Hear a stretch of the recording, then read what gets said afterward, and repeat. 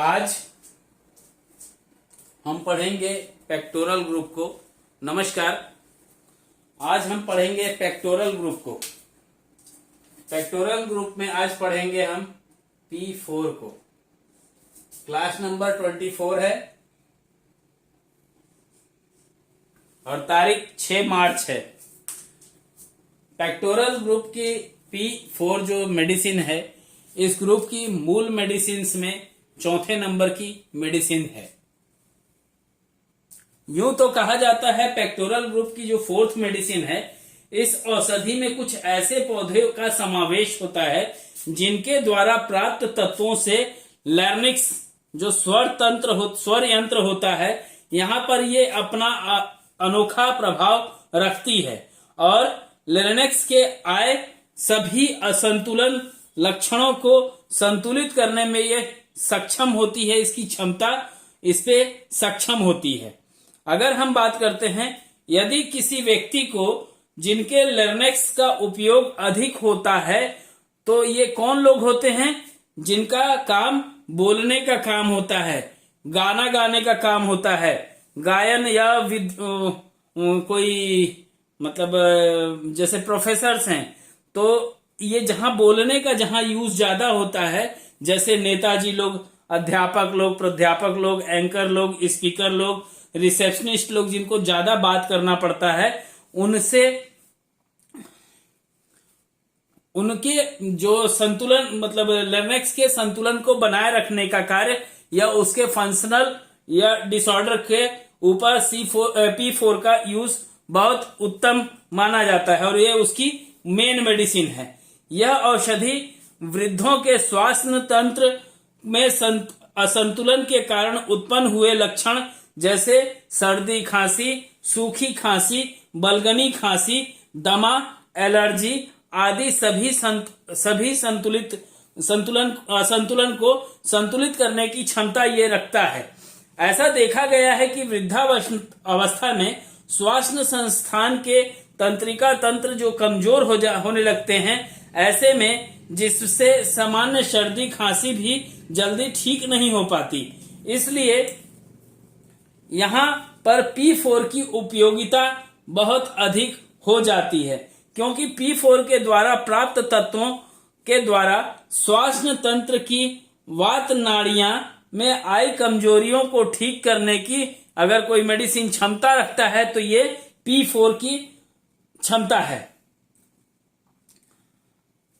इससे बलगम जो होता है वो शीघ्रता से निष्कासित होने लगता है, प्राणवायु का संचार होने लगता है और पेशेंट स्वस्थता को अनुभव करने लगता है। तो आइए जानते हैं वो कौन कौन से डिजीज होंगे जिनके डिजीज के अकॉर्डिंग हम P4 के डिफरेंट डायल्यूशन से डिजीज को क्योर करने के लिए स्टार्टअप लेते हैं। आज हम बात कर रहे हैं P4 पेक्टोरल ग्रुप की, ये अंतिम मेडिसिन है और इसके बाद हम जो अगला वीडियो देखेंगे इसमें A ग्रुप को हम पढ़ाएंगे। आज जब हम बात कर रहे हैं P4 की, तो ये P4 डिजीज ऑफ ईयर और थ्रोट मेम्ब्रेन, जो इसकी श्लेष्मिक झिल्ली होती है कान की, और जो गले की श्लेष्मिक झिल्ली होती है जिसको हम म्यूकस मेम्ब्रेन कहते हैं, उस पे अगर कोई डिसऑर्डर आ रहा है तो वहां पे P4 को D5 में देने से उत्तम रिजल्ट्स देखने को मिलते हैं। अगर हम बात कर रहे हैं वूपिंग कफ, जिसमें कुत्ते जैसे हम खांसते रहते हैं या देखते हैं पेशेंट को ऐसे करेगा, मतलब ऐसा लगता है जैसे गले में कुत्ता बैठ गया है और वो खांस रहा है, बार बार उसको खांसने की इच्छा होती है, खड़ेगा तो भी और खांसेगा तो भी, लेकिन वो कुकुर जैसी होती है, इसलिए उसको कुकुर खांसी कहा जाता है, वूपिंग कफ कहा जाता है। ऐसी अवस्था में मेडिसिन को D7 पार्ट में देना अच्छा माना जाता है, रिजल्ट अच्छे आते हैं। D7 कहने का मतलब, अगर किसी डिजीज को D7 कहा जा रहा है, मतलब या तो D7 में देते जाइए, उसके ड्रॉप को बढ़ते जाइए, या फिर वहां से हर 15 दिन पे बैक होना होता है। कैंसर में उसका टाइम पीरियड थोड़ा ज्यादा होता है, क्रोनिक में थोड़ा कम होता है और एक्यूट में और ज्यादा कम होता है। अगर हम बात कर रहे हैं P4 की, तो P4 के अंदर अस्थमा जो कि ओल्ड एज में अगर किसी को आता है तो D8 का 4 ड्रॉप मैक्सिमम 4 टाइम्स 5 टाइम्स देने से अच्छे रिजल्ट्स देखने को मिलते हैं। अगर हम बात कर रहे हैं P4 की और क्रोनिक कफ की बात हो रही है तो D5 में देने से अच्छे रिजल्ट्स देखने को मिलता है। अगर किसी व्यक्ति को लैरिंजाइटिस हुआ है तो उस कंडीशन में अगर मेडिसिन को देने की आवश्यकता पड़ रही है तो 5th डायल्यूशन दिया जाएगा। मैंने वहां लिखा नहीं है, देख लीजिएगा 6ठे नंबर पे। और 5वें नंबर का बात बता देता हूं, अगर किसी व्यक्ति को लर्नेक्स में टीबी हो रही है, ट्यूबरकुलोसिस है, तो उस जगह पे P4 को D8 फॉर्म में 4 ड्रॉप देने से अच्छे रिजल्ट्स आते हैं। कभी कभी देखा जाता है कि जब हम ऐसी पीए व्यू, पल्मोनरी चेस्ट पीए व्यू का हम जब कराते हैं लंग्स में, ये जानने के लिए कि कहीं ट्यूबरकुलोसिस तो नहीं है, तो देखा जाता है कि कई बार वो केस सेकेंड स्टेज में पकड़ में आता है और ऐसे केसेस में D4 में देना चाहिए।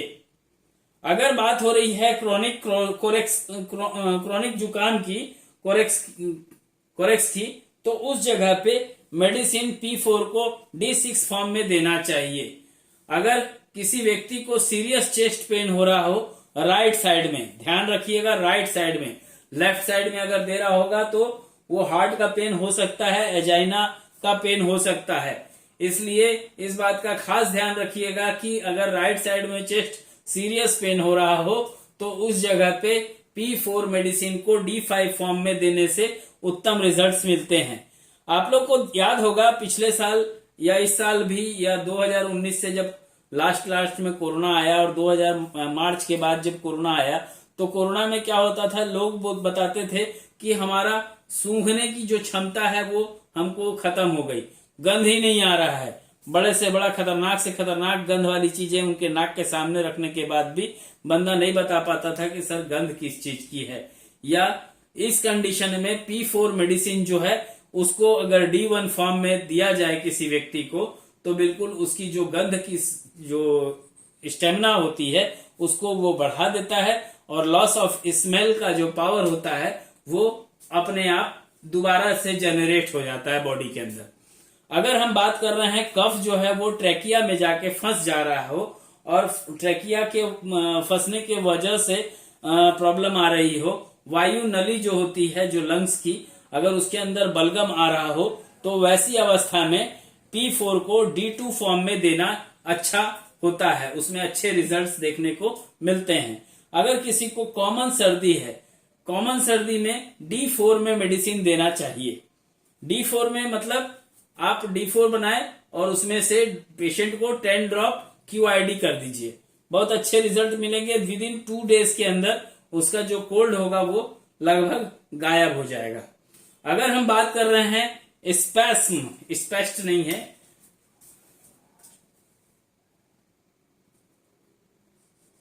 क्या है जल्दी जल्दी लिखने के चक्कर में गलत हो जाता है। अगर हम बात कर रहे हैं ऐठन हो रहा है छाती में, स्पैस्म ऑफ चेस्ट, तो उस कंडीशन में P4 को D6 फॉर्म में देना चालू करना चाहिए। अगर किसी को कफ हो रहा है तो उस कंडीशन में D6 में देना चाहिए, बट यही कफ अगर डीजेनरेटिव होगा तो वहां पे D8 में देना चाहिए। अगर हम बात कर रहे हैं P4 की, तो कभी कभी क्या देखा जाता है कि खांसते खांसते व्यक्ति उल्टी तक कर देता है और कभी कभी ऐसा देखा जाता है कि खांसते खांसते पेशेंट को उल्टी जैसा फीलिंग होने लगता है। उस जगह पे भी P4 का रोल प्ले बहुत अच्छा देखा जाता है और D2 फॉर्म में इसको देना चाहिए। अगर बात कर रहे हैं किसी को साइनिसाइटिस की, अगर किसी व्यक्ति का नाक जो है वो तीव्रता से बंद हो जाता है तो ऐसी कंडीशन में P4 जो मेडिसिन है इस मेडिसिन को D2 फॉर्म में देने से पेशेंट का जो नाक बंद हो गया है वो खुल जाता है। और ऐसे में तो एक ये भी कंडीशन है कि अगर हम नॉस्ट्रिल के थोड़ा सा ऊपर और पॉइंट जो 40 नंबर होता है उसके तकरीबन 1.5 सेंटीमीटर नीचे आकर के दोनों आंख के बीच का जो पोर्शन होता है उससे थोड़ा सा नीचे अगर हम लगाते हैं आरी को तो विद इन 2 से 3 मिनट्स में तत्काल तो खोल देता है। लेकिन अगर चाहते हैं ये बराबर खुला रहे, अगर प्रॉब्लम ज्यादा आ रही है, तो मैंने एक कॉम्प्रेस बनाया हुआ है ऑक्सी बोल करके, उसका उपयोग अगर करेंगे तो वो बहुत ही जल्दी क्योर करती है विद इन 3 सेकेंड्स, और उसके बाद दोबारा प्रॉब्लम नहीं आती है। अगर हम बात कर रहे हैं P4 की, तो अगर व्यक्ति की हम बात कर रहे हैं चेस्ट में भारीपन लग रहा है, वेट एट चेस्ट, तो उस कंडीशन में भी P4 को D5 फॉर्म में देने से तत्काल राहत मिलता है। एक 18वां एक्यूट कफ विथ फोबिया, कहने का मतलब क्या हुआ? भय है, डर है कि जो खांसी हुई है वो नई प्रकार की खांसी है, जिसमें डर या भय के कारण खांसी आने लगता है। अगर ऐसा किसी व्यक्ति को होता है तो उस कंडीशन में भी हम P4 मेडिसिन का यूज करते हैं D2 फॉर्म में। अब ये तय हो गया है कि पेक्टोरल ग्रुप, आप सभी लोग को जानकारी हो चुकी है कि कैसा है पेक्टोरल ग्रुप और कैसा उसका वर्क है, उसके डिस्क्रिप्शंस को भी जान चुके हैं, और कौन कौन से डिजीज के अकॉर्डिंग हम उसका ट्रीटमेंट करेंगे वो भी हम जान चुके हैं। आज के लिए बस इतना ही, फिर दोपहर से हाजिर होऊंगा क्लासेस को लेकर के। आज क्या है, बहुत सारे वीडियोस बने हैं, इसलिए थोड़ा सा बोलने में दिक्कत हो रहा है, और यही कारण है कि मैं अभी इस क्लास को ड्रॉप करूंगा, यहीं विराम दूंगा। आप सभी को नमस्कार, जय हिंद, जय भारत, जय छत्तीसगढ़, जय इलेक्ट्रो होम्योपैथी, और जय हमारी इलेक्ट्रो होम्योपैथी। आप सभी की भी जय हो। धन्यवाद। भूल चूक माफ करिएगा।